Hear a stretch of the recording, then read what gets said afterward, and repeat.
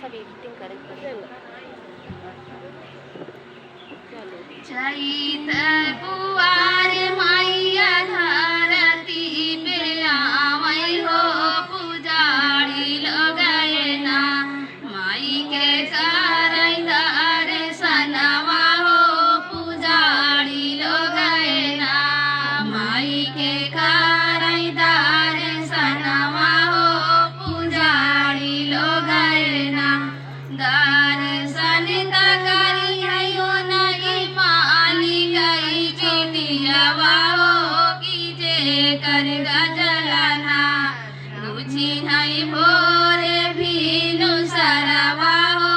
की जे कर गजलना रुचि है भोरे भीनु सरवा हो की जे कर गजलना चैत कुवार मैया धरती पे आवै हो कि पुजारी लगाए ना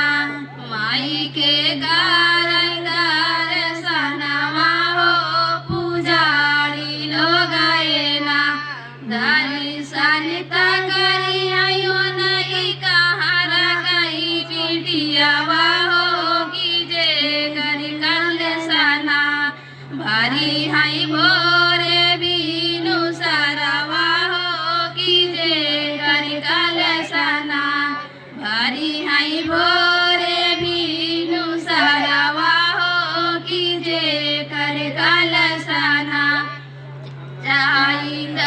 कुवार मैया धरती पे आवै हो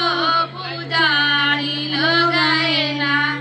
माई के करै दर्शनवा हो पुजारी लगाए ना माई के करै दर्शनवा हो पुजारी लगाए ना दर्शन करी है नहीं पंडित गई पिटियावा हो कि जे कर पोथियाना पढ़ी है भोरे भीनु सरवा हो कि जे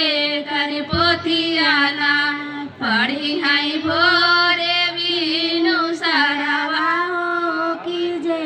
कर पोथियाना चैत कुवार मैया धरती पे आवै हो पुजारी लगाए ना माई के